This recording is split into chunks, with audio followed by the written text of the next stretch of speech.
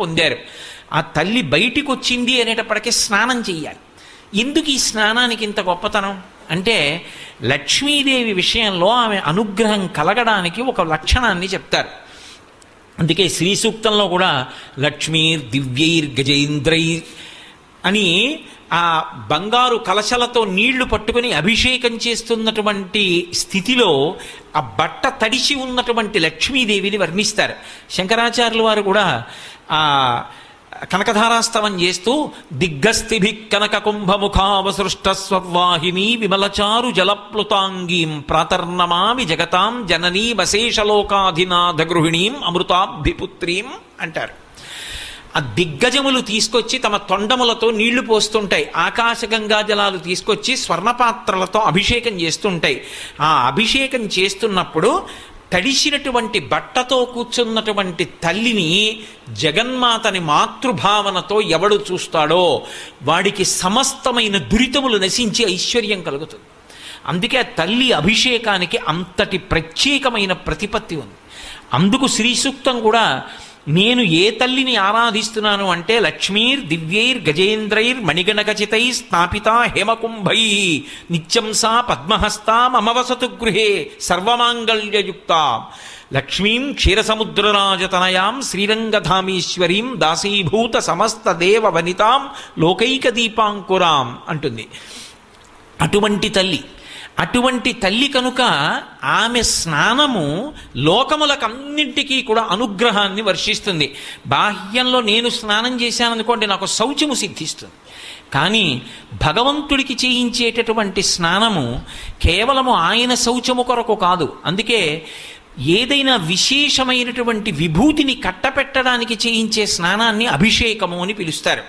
ఏదో ఒక ఆయనకి రాజదండాన్ని చేతిలో పెట్టి విష్ణువంశని ప్రవేశపెడుతున్నారనుకోండి, నా విష్ణు పృథివీపతి, విష్ణువు యొక్క అంశ లేనివాడు పృథివీపతి చక్రవర్తి మహారాజు కాలేడు. ఆ విష్ణు తత్వాన్ని, ఆ విష్ణువు యొక్క అంశని ప్రవేశపెట్టాలి అంటే పట్టాభిషేకము అంటారు. అంటే కొన్ని మంత్రభాగములను సమన్వయం చేస్తూ ఆ ప్రధాన కలశలో ఉండేటటువంటి జలాల చేత అభిషేకం చేస్తారు.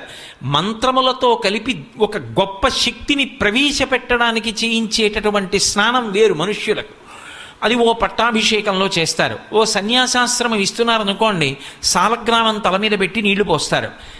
అది ఒక ప్రత్యేకమైనటువంటి స్నానం. ఒక్కొక్కసారి ఒక్కొక్క రకమైనటువంటి స్నానము చేత దివ్యశక్తులను కల్పిస్తారు భగవంతుడికి. అందుకు కాదు, లౌకికంగా మనం ప్రతిరోజు చేసే స్నానం శౌచసిద్ధి కొరకు చేస్తాం. బాహ్యమునందు శౌచం, ఆంతరమునందు భగవన్నామముల చేత స్నానాన్ని అనుసంధానం చేస్తే దాని చేత ఆంతర శౌచము కలుగుతుంది అని. కానీ అమ్మవారికి స్నానం చేయించడం ఆమెకేదో శుద్ధి లేదనో లేకపోతే స్నానం చేస్తే శౌచం వస్తుందనో కాదు. ఆమెకి స్నానం చేయిస్తున్నాము అంటే కేవలము ఆమెకి ఆ అభిషేక మంత్రముల చేత జరుగుతున్నటువంటి స్నానము చేత లోకమంతా కూడా చల్లబడుతుంది. శివాభిషేకం జరిగింది అంటే శివలింగం చల్లబడితే లోకం ఎలా చల్లబడుతుందో అలా ఆ తల్లికి జరిగిన అభిషేకము చేత లోకమంతా చల్లబడుతుంది. చల్లబడ్డం అంటే నాకు అవసరం ఉంది, కోర్కె కాదు, అవసరం. ఆ అవసరం తీరలేదు, ఏదో నాకు ఒక ప్రధానమైనటువంటి అవసరం ఉంది. ఓ కొడుకు పుట్టాలి అనుకోండి, నాకు కొడుకు ఉన్నాడు. ఒక సాధారణమైన ఒక ధర్మబద్ధమైన విషయాన్ని ఆవిష్కరించడానికి ఉదాహరణ చెప్తున్నాను.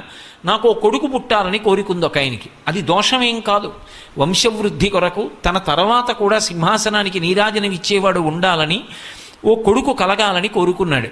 ఇప్పుడు అది అవసరం, వంశాభివృద్ధి కొరకు కదు ధర్మపత్నిని స్వీకరించాడు. ధర్మ ప్రజాపత్యర్థం అని. ఆ కొడుకు కలగాలన్న కోరిక తీరనంత కాలం లోపల వేడి. ఇప్పుడు ఆ కొడుకు పుట్టాడు, కోరిక తీరిపోయింది, అమ్మాయి నా మనసు చల్లపడిందండి అంటాడు. ఇప్పుడు అందరి మనసులు చల్లబడ్డం అంటే అందరి అవసరాలు తీరడం ఎక్కడి నుంచి వస్తుంది అంటే తల్లి అభిషేకంలోంచి వస్తుంది. అందుకే లక్ష్మి ఆవిర్భవించింది అంటే వీళ్ళందరూ వచ్చి వరుసగా సాష్టాంగ నమస్కారాలు చేయలేదు, లేకపోతే ఆవిడ మీద స్తోత్రాలు చేయలేదు. మొట్టమొదట ఏది చేశారు అంటే ఆవిడికి అభిషేకం చేయించారు. పోతన గారు మహానుభావుడు. పోతన గారికి శ్రీ విద్యా సంప్రదాయం తెలియదు అనుకుంటే అంతకన్నా సాహసం ఇంకొకటి లేదు. వారు ఏదైనా ఒక విషయాన్ని రచన చేశారు అంటే అందులో నిగూఢమైనటువంటి తత్వాన్నంతటినీ ఆవిష్కరిస్తారు. అందుకే ఆ తల్లి అభిషేకానికి అంతటి ప్రాధాన్యత. ఇప్పుడు ఆ తల్లి అభిషిక్తురాలైతే ఇంద్రుడు మళ్ళీ తిరిగి రాజ్యాన్ని పొందుతాడు. అందుకే త్వరపడిన వాడెవరంటే ఇంద్రుడు. మళ్ళీ ఉత్సాహం వచ్చింది ఆవిడ రాగానే. ఆవిడ కాంతి తళుక్కని మెరవగానే ఉత్సాహాన్ని పొందాడు. గబగబా వెళ్ళి రత్నములు పొదగబడినటువంటి పీఠాన్ని తీసుకొచ్చి అమ్మవారి స్నానానికి సమర్పించాడు. సమర్పించగానే దేవతల యొక్క భార్యలందరూ గబగబా వెళ్ళి తీర్థజలాలన్నిటినీ కూడా తీసుకొచ్చి బిందెలలో సిద్ధం చేశారు. అందులో పల్లవములను ఉంచాలి. మర్యాకు మొదలైనటువంటి పల్లవములను తీసుకొచ్చి ఉంచుతారు. మీరు దేవీ భాగవతం చదివితే అందులో అమ్మవారి యొక్క కలశలలో పెట్టేటటువంటి పల్లవములను గురించి వర్ణిస్తారు. భూదేవి లేచి ఆ స్నాన కలశలో ఉంచవలసినటువంటి పల్లవములను ఇచ్చింది.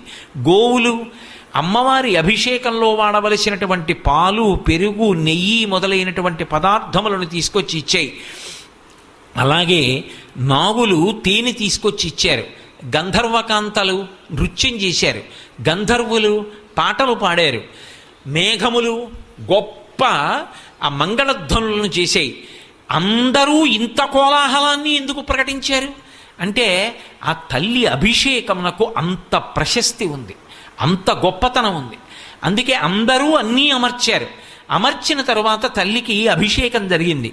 అభిషేకం జరిగిన తర్వాత కట్టంగ పచ్చని పట్టుపుట్టపుతోయి ముదితకు తెచ్చి సముద్రుడిచ్చే. మరి క్షీరసాగరం తండ్రి కదూ, తన కూతురు ఇప్పుడు అవతారంలో తనకి కుమార్తెగా వచ్చింది. తానెంత అదృష్టాన్ని పొందాడు. క్షీరాబ్ధితనయ అని పిలుస్తున్నారు. ఇప్పుడు తనకు ఒక యశస్సు, ఒక కీర్తి లభించింది. అందుకే ఆవిడ కట్టుకోవలసినటువంటి పచ్చని పట్టుపుట్టాన్ని గబగబా వెళ్ళి ఆ పాల సముద్రం, ఆ క్షీర సముద్రం తీసుకొచ్చి ఆవిడికి సమర్పించింది. కాబట్టి కట్టంగ పచ్చని పట్టుపుట్టపు దోయి ముదితకు తెచ్చి సముద్రుడిచ్చే. అలాగే ముత్తాళినికరంబు మధువాన మూగెడు వైజయంతి మాల వరుణుడిచ్చే. ఆ రకరకాలైనటువంటి తుమ్మెదలన్నీ కూడా చుట్టూ వాలి ఉన్నటువంటి వైజయంతి మాలని తీసుకొచ్చి పశ్చిమ దిక్కుకి అధిపతి అయినటువంటి వరుణుడు ఆ తల్లికి బహూకరించాడు. ఆమె మెడలో వైజయంతి మాల వేసుకుంది. ఆ తరువాత కాంచన కేయూర కంకణ కింకిణి కటకాదులను విశ్వకర్మ ఇచ్చే. విశ్వకర్మ అనేకమైన అద్భుతమైన కట్టడములను నిర్మాణం చేస్తుంటాడు. ఆ విశ్వకర్మ ఎవరో కాదు, విష్ణుతత్వం. ఆ విశ్వకర్మ అమ్మవారు ఒంటి మీద పెట్టుకోవలసినటువంటి భూషణములనన్నింటినీ తీసుకొచ్చాడు. ఆమె భుజములకు పెట్టుకోవలసినటువంటి కేయూరములు, చేతులకు పెట్టుకోవలసినటువంటి గాజులు, నడువుకి పెట్టుకునేటటువంటి వడ్డాణాలు, ఇటువంటి విశేషాలన్నిటినీ కూడా విశ్వకర్మ తీసుకొచ్చి ఇచ్చాడు. కాంచనకేయూర కంకణ కింకిణి కటకాదులను విశ్వకర్మ ఇచ్చే. భారతి ఒక మంచి తరహారమునిచ్చే. పద్మభవుండు పాణి పద్మమిచ్చే. ఆ సరస్వతీదేవి గబగబా వచ్చి మెడలో వేసుకోవడానికి మంచి ముత్యాలహారాన్ని బహూకరించింది. చతుర్ముఖ బ్రహ్మగారు ఆ లక్ష్మీదేవి చేతిలో విలాసంగా పట్టుకోవడానికి ఒక తామర పువ్వుని ఇచ్చాడు. ఆమె ఆ తామర పువ్వుని పట్టుకుంది. అది ఎవరు బహూకరించింది అంటే కొడుకైనటువంటి చతుర్ముఖ బ్రహ్మగారు బహూకరించింది. చిత్రం ఏమిటి? కొడుకు అమ్మకి తామర పువ్వు తెచ్చాడు. అప్పటికే కొడుకున్నాడు, అమ్మ ఇప్పుడు పుట్టింది. అందుకే దేవతల విషయంలో అలా ముందు వెనక పుట్టడాలు అవి ఉండవు. కారణం ఏమిటంటే వాళ్ళు శాశ్వతులు. ఆ తల్లి అనుగ్రహించడానికి కుమార్తెగా వస్తూ ఉంటుంది అంతే. అందుకని ఇప్పుడు బ్రహ్మగారు పట్టుకొచ్చి పద్మం ఇచ్చాడు. ఆ పద్మాన్ని చేతిలో పట్టుకుంది. అలాగే కుండలివ్రజంబు కుండలంబులనిచ్చే. శృతులు భద్రమైన నుతులు చేసే.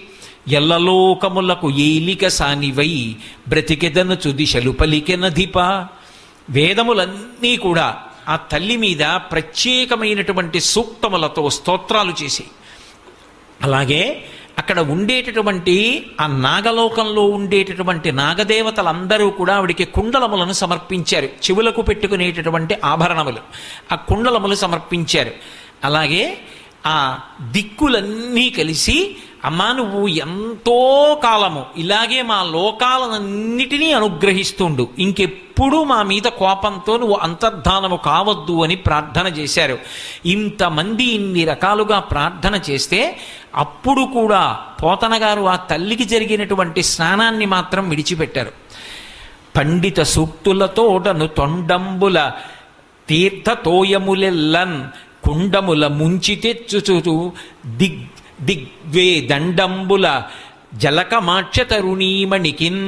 ఆ దిగ్గజములు అంటే ఈ భూమినంతటినీ మోసేటటువంటి ఏనుగులు కొన్ని ఉంటాయి, రామాయణం బాలకాండలో వర్ణిస్తారు.